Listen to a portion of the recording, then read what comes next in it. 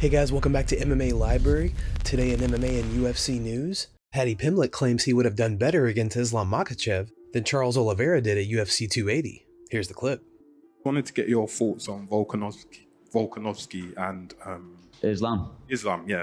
I got so much stick for picking Charles against Islam, which was crazy because a lot of people picked Charles. People saying you haven't give props to Islam. I have. He looked unbelievable that night. He absolutely dominated Charles. I would have put up a better fight than Charles did that night, to be honest. But him versus Volk's going to be a scrap.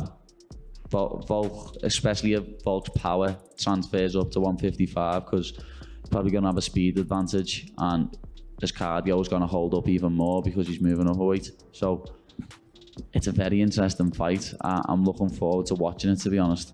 In a recent interview, Strickland gives his opinion on Alex Pereira. Hey, the guy hits hard, dude. He has dynamite in his hand. You know, got to get a couple wins under my belt, and hopefully he's still the champion. We'd run it back. Does that make you feel good though that he went on and won the belt? You're like, hey, at least I lost to the best guy now. He's a big Brazilian that hits like dynamite. You know, I mean, I'll give you guys a pointer. You stand in front of that and bang, somebody's gonna go to sleep. It's most likely gonna be you. And if I fought the guy again, I'd do the same thing. So I'd put this hand a little bit more right here. No takedowns. No, that dude. Wrestling's you guys know this. Unless I'm getting my ass kicked, then I might wrestle. Yeah, what did you think of that fight though, especially the stoppage? Izzy said he thought it was early.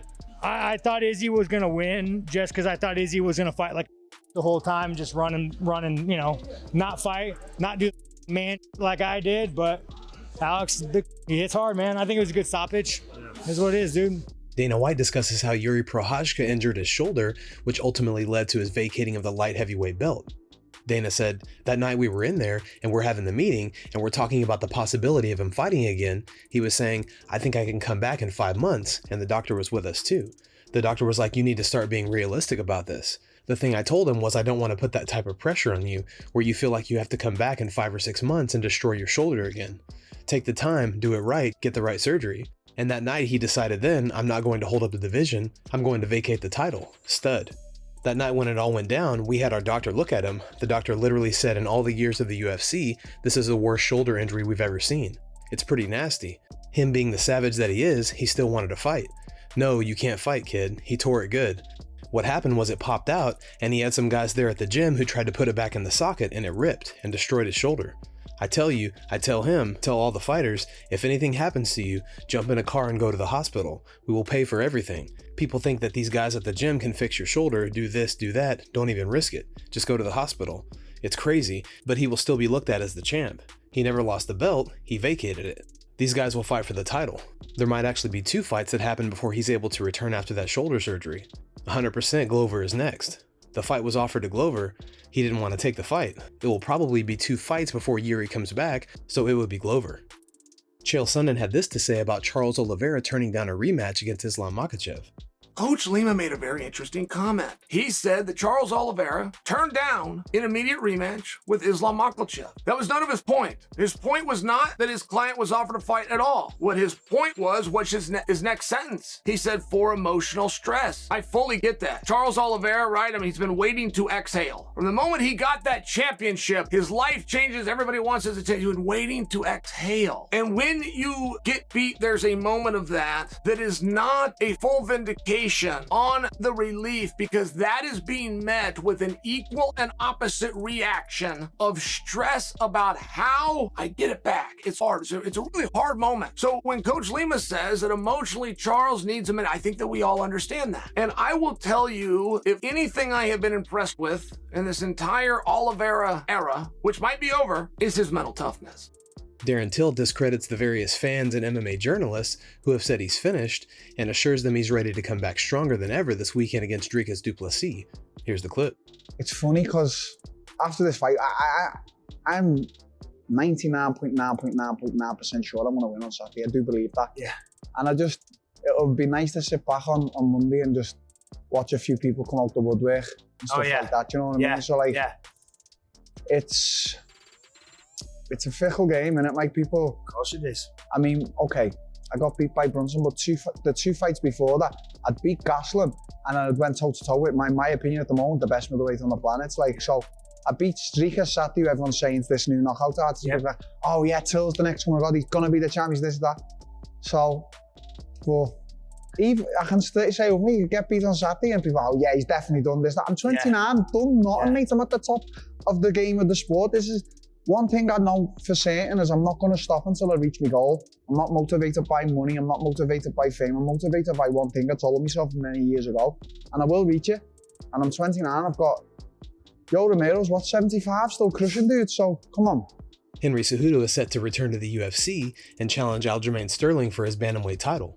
In a recent video uploaded to his YouTube channel, Henry Cejudo calls out Sean O'Malley and assures him that O'Malley can get it after he takes Aljamain's belt.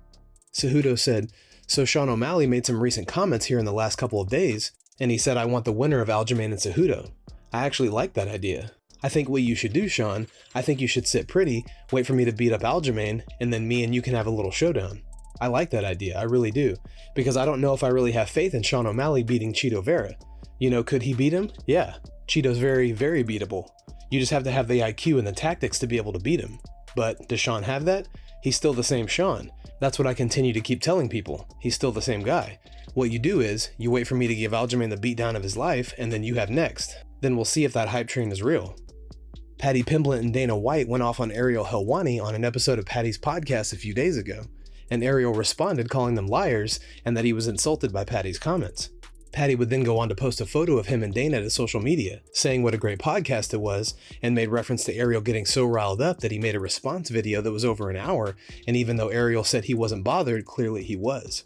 However, Paddy has received an extreme amount of criticism from his fans over his comments, and on this very post, around 90% of the fans let Paddy know that they were disappointed in his actions and words towards Ariel. Here's a few of the comments from fans. "Embarrassed yourself, Paddy. 10-7 Ariel, Paddy, you just lost a lot of fans.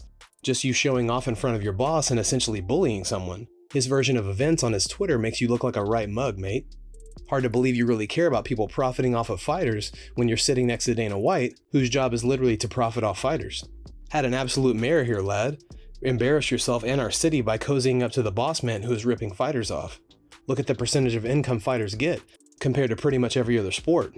You take 2 steps forward and then take a massive leap back every few months, losing a lot of goodwill with this one. And it's a shame. Ariel really gave you a platform when you were a nobody. Paddy, this is a bad look. What do you guys think about this? Was Paddy Pimblett in the wrong? And should he issue an apology to Ariel Helwani? Let us know in the comment section below. Glover Teixeira joined the Schmo for an interview where he discussed Dana White offering him the next shot at the light heavyweight title. Has the UFC confirmed that you get the title shot next? Well, Dana post something yesterday, 100% next, and yeah, man, that's if you think about it, Jury's not coming back for another year. I'm the next guy. There's no doubt about it. If you were in Yuri's shoes and you knew you weren't coming back for at least a year, you had the shoulder injury, would you have vacated the belt? It's a very tough decision to do it. I guess it was a year and a half. And Jury did an incredible thing, man. I don't know. I consider I do. I think it was incredible what he did. I learned from there, and maybe if it happens in the future, I'll do it. I'm not. It was just a situation that I don't know if I would do it, but Jury did it, and it was very incredible of his part to let it open, let those guys do it, and when I get better, I come back, and it was very impressive.